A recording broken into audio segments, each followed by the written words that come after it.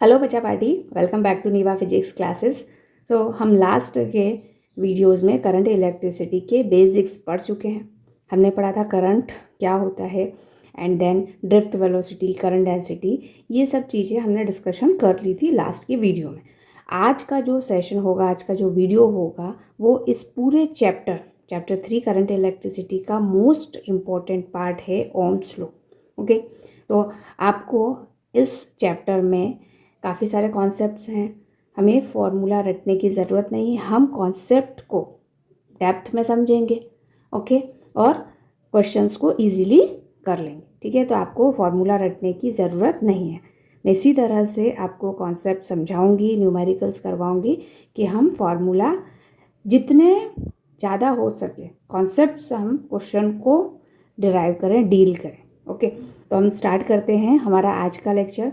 और अगर आपको ओम्स लॉ के न्यूमेरिकल में या ओम्स लॉ के कॉन्सेप्ट में कोई प्रॉब्लम है तो इस वीडियो को अगर आप पूरा देखेंगे एंड तक तो आपको ये कॉन्सेप्ट पूरी तरह से क्लियर हो जाएगा। तो स्टार्ट करते हैं हम ओम्स लॉ के बारे में। ओके, देखो सिंपली अगर आपने एक कंडक्टर लिया है, सपोज मैंने ये कंडक्टिंग वायर लिया, एक वायर लिया है। ओके, और इस वायर का जो क्रॉस सेक्शनल एरिया है वो हमने ए लिया है और लेंथ को हमने एल कहा है कि एल लेंथ का एक कंडक्टर है जिसका क्रॉस सेक्शनल एरिया ए है और हर जगह पे ये क्रॉस सेक्शनल एरिया सेम है। ओके, अब इस कंडक्टर को जब हम बैटरी से कनेक्ट करेंगे, बैटरी क्या होती है, बैटरी क्या देती है बेटा, पोटेंशियल। ठीक है, और एक्चुअली में हम यहाँ पे पोटेंशियल डिफरेंस बोलें तो ज़्यादा बेटर होगा। तो यहाँ पर देखो, ये बैटरी का पॉजिटिव टर्मिनल होता है और ये नेगेटिव टर्मिनल होता है। ये हायर पोटेंशियल पे होता है, ये लोअर पोटेंशियल पे होता है। तो यहाँ पर हायर पोटेंशियल है V और लोअर पोटेंशियल अब जीरो कंसिडर कर लेते हैं, तो जीरो।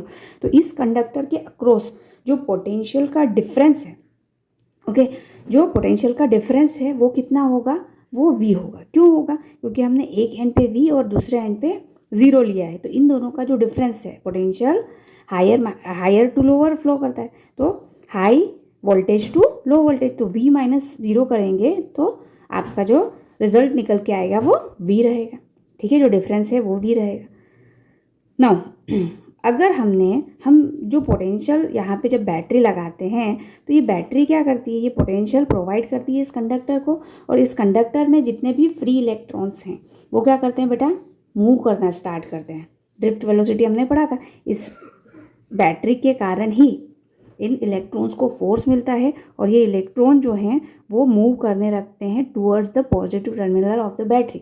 ओके, तो ये जो इलेक्ट्रॉन का ड्रिफ्टिंग है इसी से करंट बनता है, इसी से करंट इलेक्ट्रिसिटी आती है। ठीक है, तो ये जो इलेक्ट्रॉन फ्लो हो रहे हैं, जितने ज़्यादा यहाँ पर आप वोल्टेज अप्लाई करोगे अक्रॉस द कंडक्टर, उतना ही करंट यहाँ पे आपको ज़्यादा मिलेगा। नंबर ऑफ इलेक्ट्रॉन्स जो हैं वो मैक्सिमम होंगे, ज़्यादा होंगे। ओके, यानी कि हम ये कह सकते हैं कि जो पोटेंशियल का जो ड्रॉप है, पोटेंशियल डिफरेंस है, वो डायरेक्टली प्रोपोर्शनल है किसके, करंट के। पोटेंशियल जो है वो डायरेक्टली प्रोपोर्शनल है करंट के। ठीक है, इनिशियली तो हम ये कहेंगे कि जो आई है, करंट है, वो डायरेक्टली प्रोपोर्शनल होगा पोटेंशियल के, क्योंकि जो करंट है वो पोटेंशियल पे डिपेंड कर रहा है। जितना ज़्यादा पोटेंशियल उतना ही ज़्यादा करंट। ओके, तो इससे हम इस तरह से del V directly proportional to I लिखा है।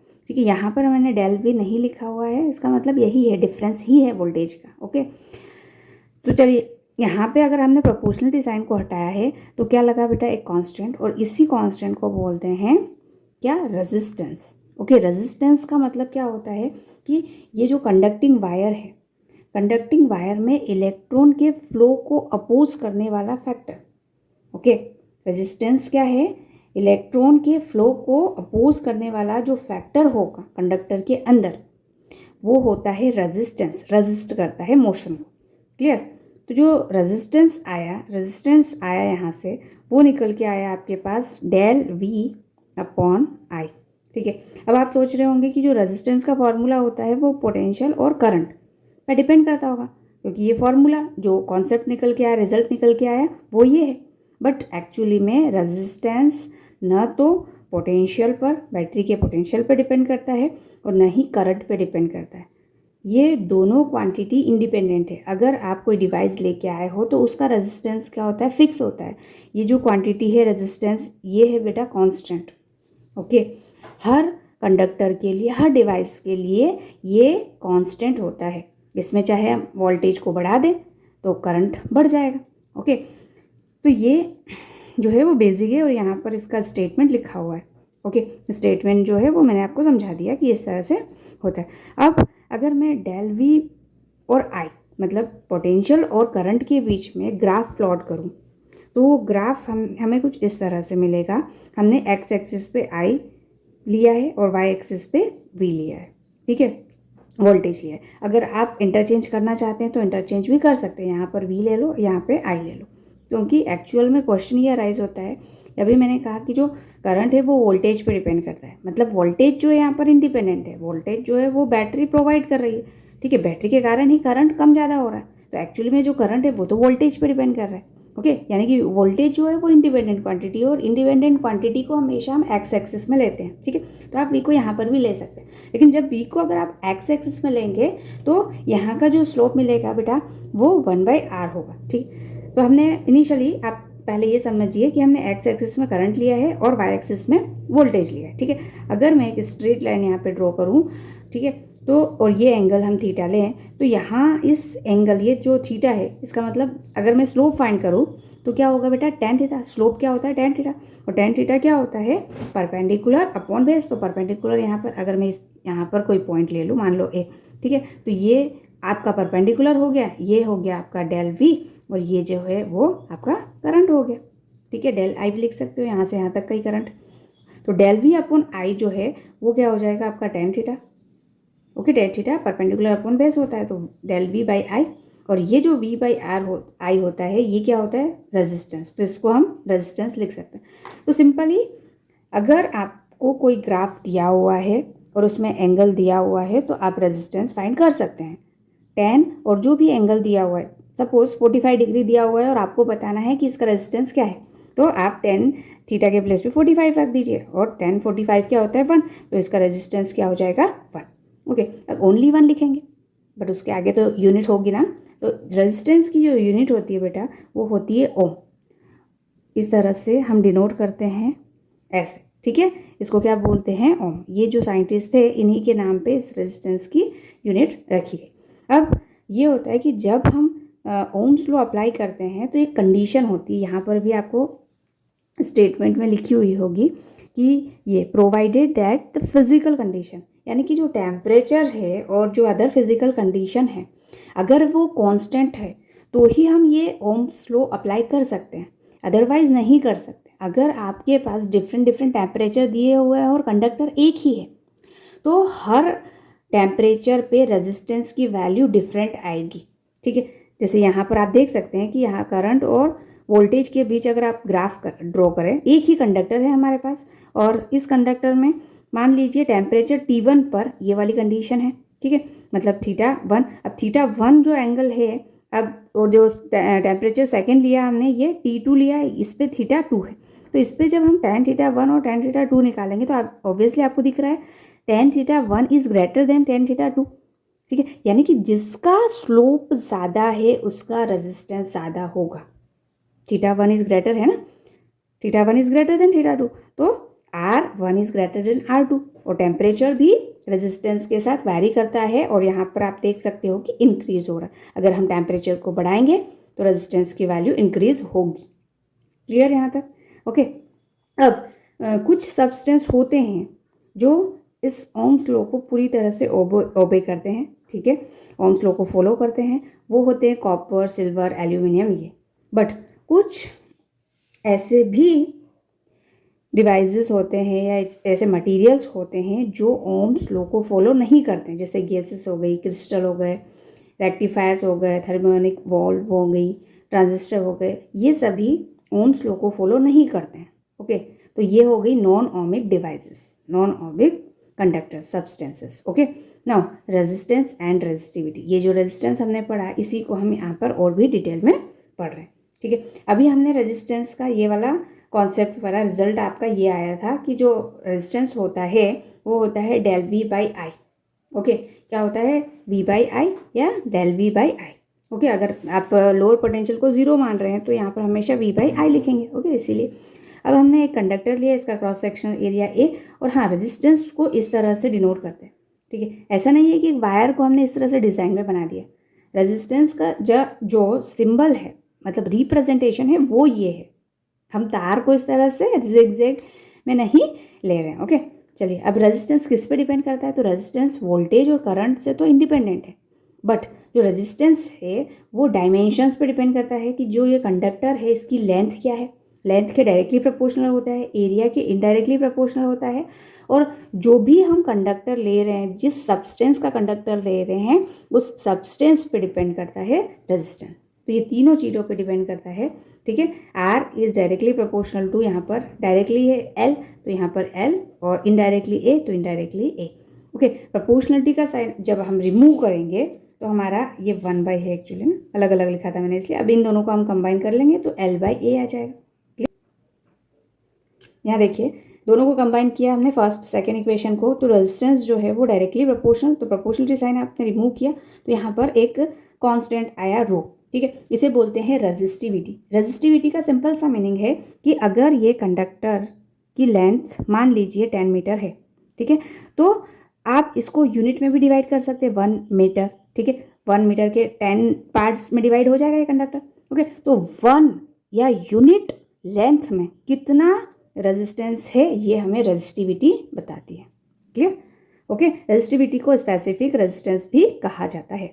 अब जो रेजिस्टिविटी है वो किस पे डिपेंड करती है? तो वो मटेरियल पे डिपेंड करती है कि कौन सा मटेरियल हम यहाँ पे ले रहे हैं, ओके। इसका यूनिट क्या है रेजिस्टेंस का? तो हमने अभी बात की वोल्ट पर, एम्पियर भी हो सकता है, और इस मैक्सिमम टाइम पे हम ओम ही यूज़ करेंगे तो ओम होगा, ठीक है। इस तरह से इसका सिंबल है। और रेजिस्टिविटी का क्या हो जाएगा यहाँ से? ये रेजिस्टिविटी का जो सिंबल है, मतलब यहाँ से अगर आप इक्वल करोगे, रो इज इक्वल्स टू हो जाएगा RA/L, ठीक है।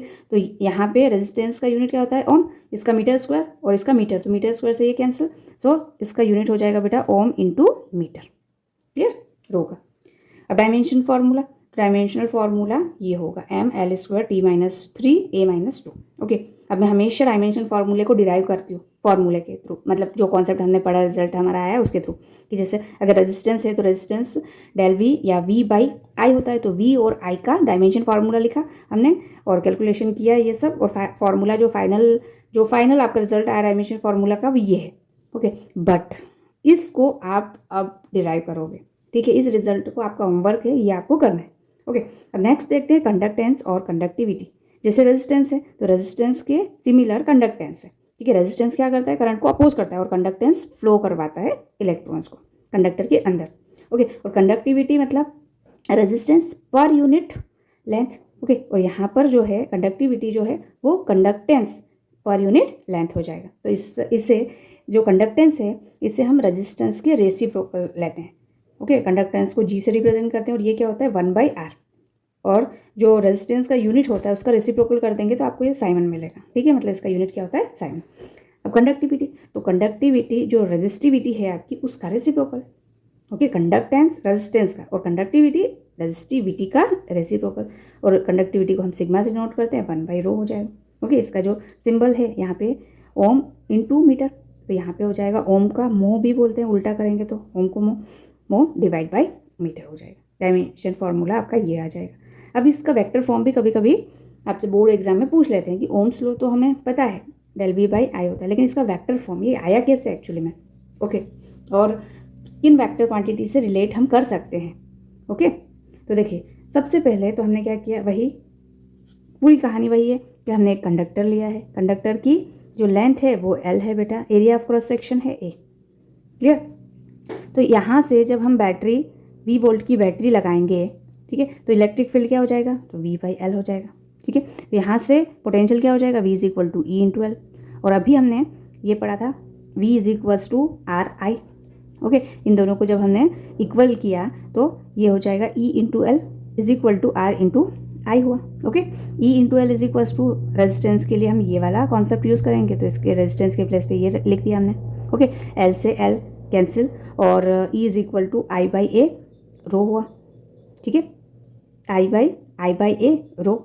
और यहाँ से I/A करंट अपॉन एरिया, ये क्या होता है? करंट डेंसिटी, तो इससे हम J से रिप्रेजेंट करते हैं, तो J लिख दिया। तो E = ρ × J, या जे इज इक्वल टू 1/रो को हम सिग्मा लिख सकते हैं, तो J is equal to sigma into E. ये होता है आपका main concept vector form. Okay, आपको बस इतना सा लर्न करना है, J is equal to sigma into E, J is equal to sigma into E.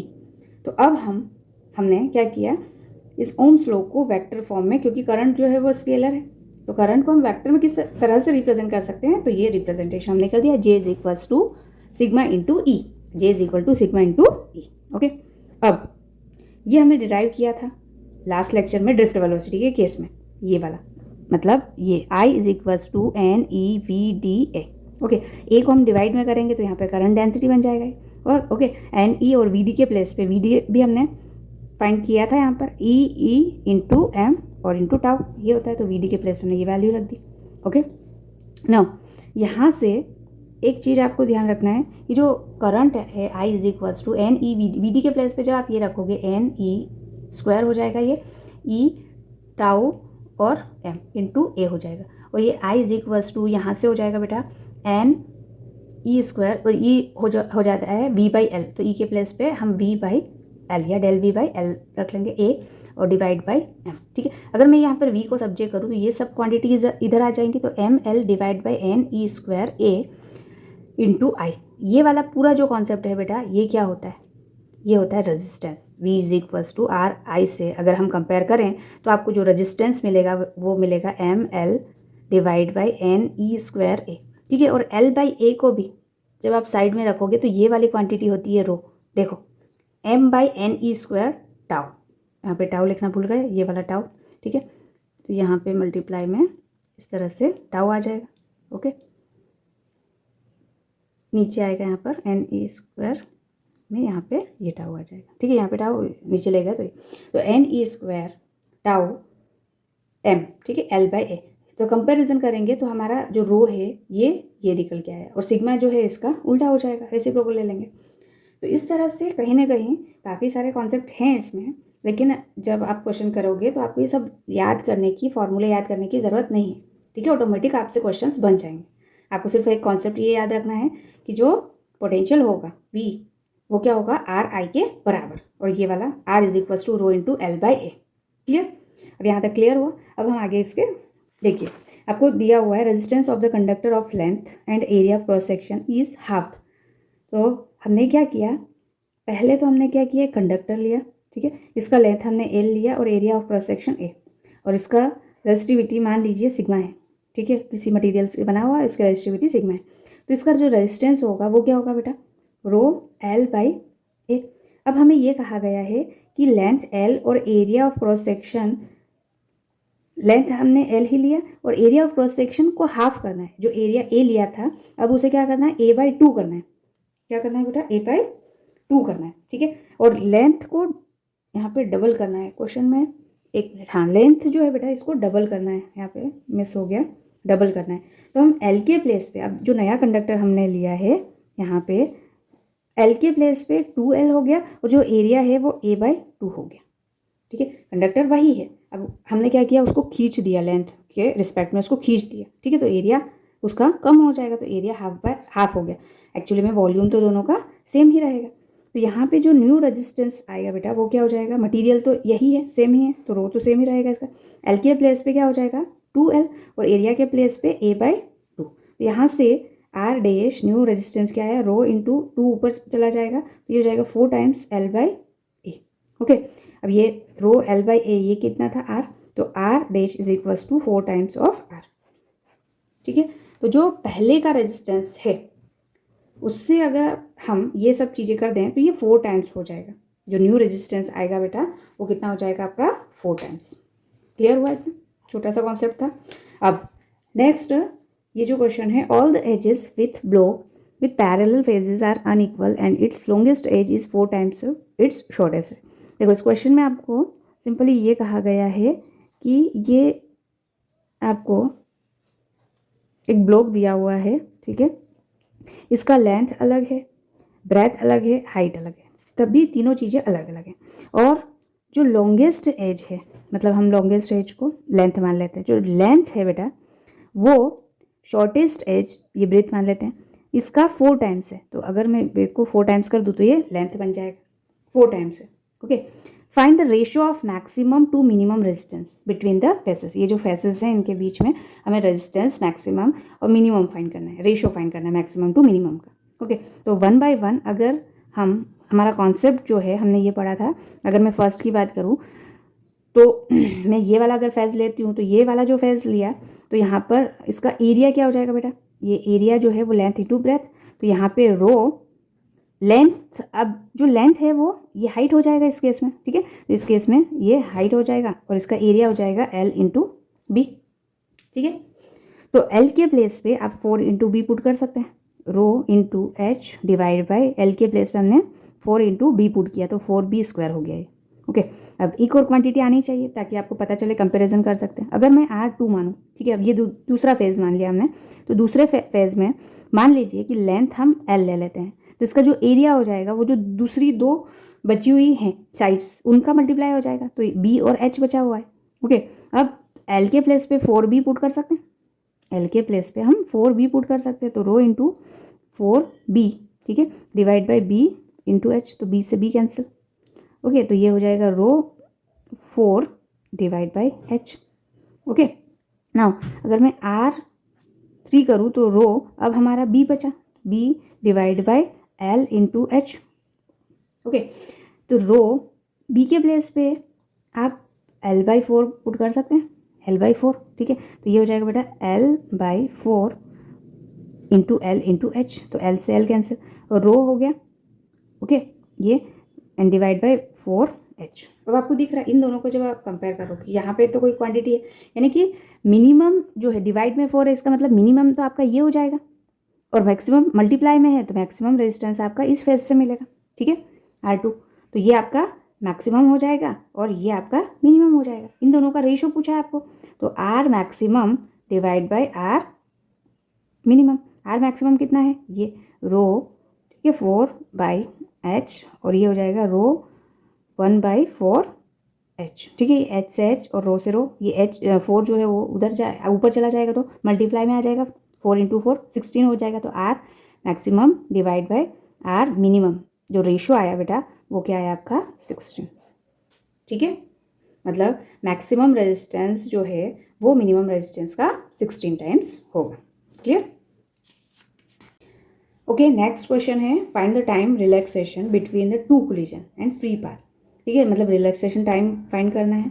Relaxation time क्या होता है, देखो रिलैक्सेशन टाइम क्या होता है कि जब इलेक्ट्रॉन कंडक्टर के अंदर जब हम वोल्टेज सप्लाई करते हैं, इलेक्ट्रिक फील्ड लगाते हैं, तो क्या करते हैं, मूव करते हैं, कोलिजन करते हैं, तो दो सक्सेसिव कोलिजन के बीच का जो टाइमिंग होता है वो रिलैक्सेशन टाइम, और ये एवरेज होता है, ये वैल्यू हम निकालते हैं, तो हमें टाउ फाइंड करना है। और पाथ मतलब कि वो जो रिलैक्सेशन टाइम है उसका जो डिस्टेंस है, डिस्प्लेसमेंट है, वो हमें दोनों चीज़ें फाइंड करनी है। ओके, नाउ हमें ये सारी चीज़ें दी हुई है, कॉपर के लिए रेजिस्टिविटी दी हुई है, डेंसिटी ऑफ इलेक्ट्रॉन्स दिए हुए हैं, ड्रिफ्ट वेलोसिटी, ये सब आपने नोट डाउन कर लिया। अब हम जस्ट पहले ये कॉन्सेप्ट पढ़ के आए हैं कि rho is equal to resistivity is equal to होता है mass upon NE² tau. Okay, mass of electron जो भी आपको दिया हुआ है चार्ज उसका मास। ओके, तो यहाँ से हमें टाउ फाइंड करना है, तो टाउ इज इक्वल्स टू ये हो जाएगा, सारी वैल्यूज़ आपको गिवन है, पुट कर दीजिए। मास ऑफ इलेक्ट्रॉन होता है 9.1 इंटू 10⁻−31। ओके, डिवाइड में n की वैल्यू है 8.5 इंटू 10⁻28 एंड E² 1.6 स्क्वायर है तो 1.6 10⁻−19 -38 हो जाएगा, और आपका जो रो है वो है 1.7 इंटू 10⁻−8। क्लियर? तो जब इसको आप सॉल्व करोगे तो आपका जो फाइनल आंसर निकल के आएगा वो होगा बेटा tau is equals to 2.5 into 10⁻−14 second, ठीक है, टाइमिंग है इसलिए। और अब आपको फ्री पाथ फाइंड करना है। ओके, तो जो टाउ है एक्चुअली में वो एवरेज रिलैक्सेशन टाइम है। ओके, और एवरेज रिलैक्सेशन टाइम के लिए जो वेलोसिटी हमने पढ़ा था वो ड्रिफ्ट वेलोसिटी होती है, VD इज इक्वल्स टू क्या होता है, जो भी फ्री पाथ है, ओके, फ्री पाथ उससे आप लैम्डा से भी नोट कर सकते हैं, तो ये होता है डिवाइड बाय टाइम मतलब टाउ। ओके, तो यहाँ से फ्री पाथ जो है वो हो जाएगा VD इंटू टाउ, तो जो टाउ है वो ये है और ड्रिफ्ट वेलोसिटी आपको ये दी हुई है, तो 1.6 इंटू 10⁻⁻4। And 2.5 into 10⁻⁻14। ओके, जब आप इसको कैलकुलेट करोगे, सॉल्व करोगे, तो आपका फाइनल रिजल्ट आ जाएगा 4 इंटू 10⁻18 मीटर। क्लियर? ये लेंथ है, एक्चुअली में डिस्प्लेसमेंट है इसीलिए। नाउ नेक्स्ट क्वेश्चन है, calculate the electric field in copper wire of cross sectional area. ठीक है, ये कॉपर वायर है, इसका क्रॉस सेक्शनल एरिया आपको दिया हुआ है, एरिया दिया हुआ है A इज इक्वल्स टू 2.0 मतलब 2, ओके, मिलीमीटर स्क्वायर है, यानी कि 10⁻³ - 6 हो जाएगा मीटर स्क्वायर कैरिंग करंट। अब इसमें से करंट कितना फ्लो हो रहा है बेटा, I is equals to 1 ampere, और कंडक्टिविटी ऑफ कॉपर मतलब सिग्मा दिया हुआ है 6.25 इंटू 10⁻7। ओके, इतनी चीज़ें दी हुई है। आपको क्या फाइंड करना है बेटा, इलेक्ट्रिक फील्ड। इलेक्ट्रिक फील्ड कितना होगा ये फाइंड करना है। ओके, तो सबसे पहले पकड़ लो vector form of Ohm's law. Vector form of Ohm's law में हमने क्या पढ़ा था, J is equals to sigma into E, ये पढ़ा था हमने। Okay, now electric field find करना है आपको, तो E को सब्जेक्ट कर लो, E इज इक्वल्स टू होता है J बाय सिग्मा। ओके, और J क्या होता है, करंट डेंसिटी, तो करंट पर यूनिट एरिया लिख लो इसे। बस यहाँ पे सारी वैल्यूज़ आपको दी हुई है, I को इस तरह से कैपिटल में। So E is equals to I है 1 एम्पियर, एरिया है आपका 2 इंटू 10⁻⁻6, और सिग्मा है 6.25 इंटू 10⁻7। ओके, सो जब आप कैलकुलेट करोगे तो आपका फाइनल रिजल्ट रहेगा 8 into 10⁻³ volt per metre. Clear? देखो नेक्स्ट क्वेश्चन है आपका बेटा, a current of 1 ampere is flowing through a copper wire of length. ये कॉपर वायर है आपका। ओके, इसका लेंथ आपको दिया हुआ है 0.1 metre, and area cross sectional area दिया हुआ है आपका 10⁻⁻6 metre square. If the specific resistance यानी कि रो की वैल्यू कॉपर के लिए दी हुई है 1.7 into 10⁻⁻8 ohm into metre, then calculate PD potential difference across the ends.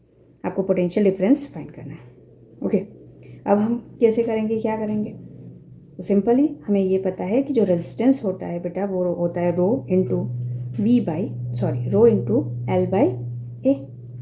ये कॉन्सेप्ट अभी हम पढ़ के आए। और V इज इक्वल्स टू होता है R इंटू आई।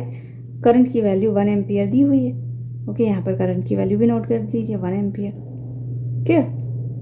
तो यहाँ R को सब्जेक्ट बनाएंगे तो V बाई आई पुट कर सकते हैं इसके प्लेस पे, तो R के प्लेस पे आप V बाई आई को पुट कर लीजिए, रो L by A.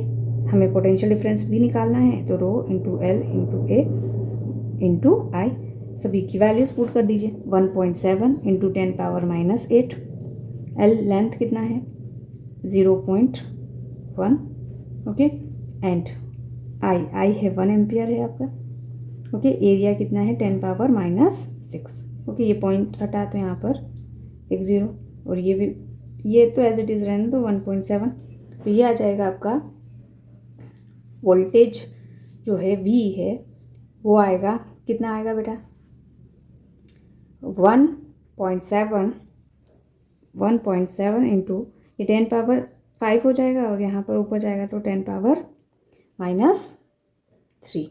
Okay, -3 volt. अब नेक्स्ट क्या है, determine current density in the wire. Current density आपको फाइंड करनी है, तो J इज इक्वल्स टू क्या होता है, अभी हमने पढ़ा था सिग्मा इंटू E। ओके, अब हमें क्या दिया हुआ है, कुछ दिया हुआ है, करंट डेंसिटी फाइंड करना है, एटॉमिक वेट दिया हुआ है, N दिया हुआ है per kg atom, and density of copper, हाँ density of copper wire kg per metre cube ये दिया हुआ है। अब हमें J की वैल्यू फाइंड करनी है, तो simply J is equals to होता है current density, J is equals to होता है current per unit area.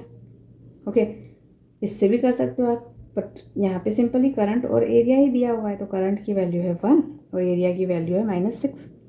Okay, तो ये आपका हो जाएगा 10⁻6 ampere per metre square. Okay, ampere per metre square. Clear हुआ? Now next, is a wire has resistance R. एक वायर है बेटा, इसका रेजिस्टेंस कितना है आर।